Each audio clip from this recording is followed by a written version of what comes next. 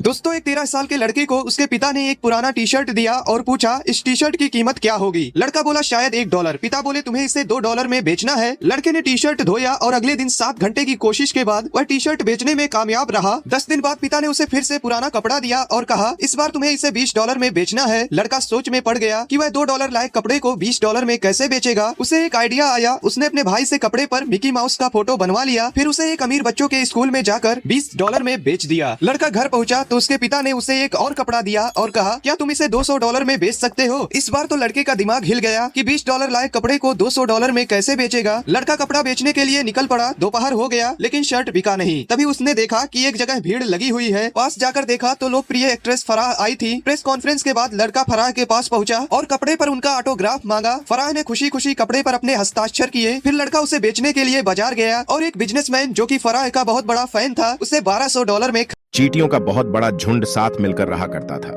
लेकिन एक दिन बहुत तेज बारिश पड़ने से उनके घरों में पानी भर जाता है तो सभी चींटियां इधर उधर भागने लगती हैं। लेकिन एक चींटी बिल्कुल भी नहीं भागती।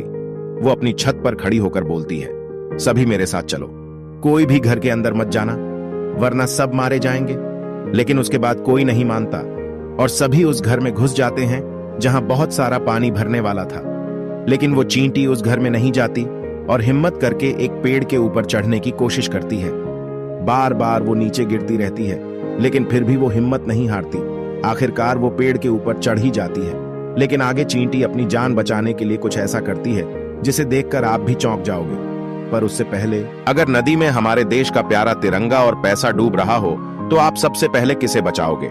अगर आप हमारे देश के प्यारे तिरंगे को बचाओगे तो इस वीडियो को एक लाइक करके चैनल को सब्सक्राइब कर देना। फिर चींटी पेड़ पर से एक पत्ता तोड़ती है और उस पत्ते पर बैठ। दोस्तों, यहाँ पर यह सांप एक टापू पर सो रहा होता है, लेकिन तभी वहां पर 3 चिड़ियां आ जाती हैं। फिर वो सांप को पीटकर उससे उसका सारा सामान छीन लेती है और सांप के अंडे अपने घर में ले जाकर रख देती हैं और उन्हें देखने लगती है। तभी थोड़ी ही देर में सांप के अंडों में से उसके बच्चे निकलने लगते हैं।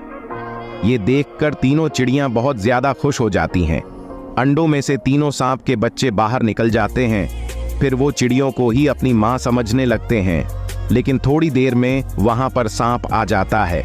इसके बाद सभी एक मैदान में आ जाते हैं और चिड़िया साथ में ही सांप के बच्चों को लेकर आती है। उसके बाद सांप चिड़ियों के बच्चों को उन्हें वापस कर देता है और चिड़िया सांप के बच्चों को सांप को वापस कर देती है, क्योंकि सांप ने चिड़ियों के बच्चों को किडनैप कर रखा था।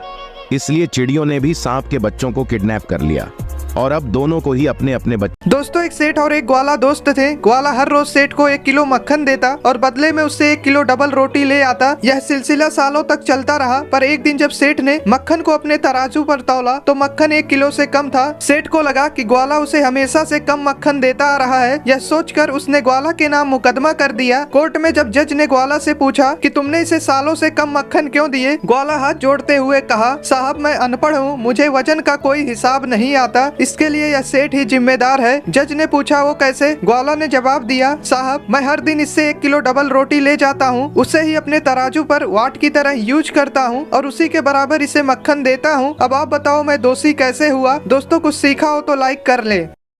दोस्तों, एक सेठ बहुत परेशान था क्योंकि उसके फैक्ट्री में हर दिन कोई ना कोई वर्कर फैक्ट्री से सामान चोरी करता और अपने बैग में भरकर ले जाता। तब के जमाने में फैक्ट्रियों में कैमरे भी नहीं लगे होते थे। अब सेठ बिना देखे किसी पर चोरी का इल्जाम भी नहीं लगा सकता था। सेठ के घर एक नौकर काम करता था। जब नौकर को सेठ की परेशानी का कारण पता चला तो नौकर सेठ के पास आया और कहा मालिक मैं फैक्ट्री में होने वाली चोरी को रोक सकता हूँ। सेठ बोला ठीक है, फिर तू रोक के दिखा, मैं तुझे 400 रुपए इनाम में दूंगा। अगली सुबह नौकर ने फैक्ट्री के गेट पर एक वजन तौलने वाली मशीन रख दी, जिससे कि आते और जाते समय वर्कर्स का वजन देखा जा सके और वो अपनी बैग में कुछ भी एक्स्ट्रा सामान ना रख पाए। नौकर की समझदारी देखकर सेठ बहुत खुश हुआ क्योंकि उस दिन के बाद से फैक्ट्री में चोरी होना एकदम रुक गई।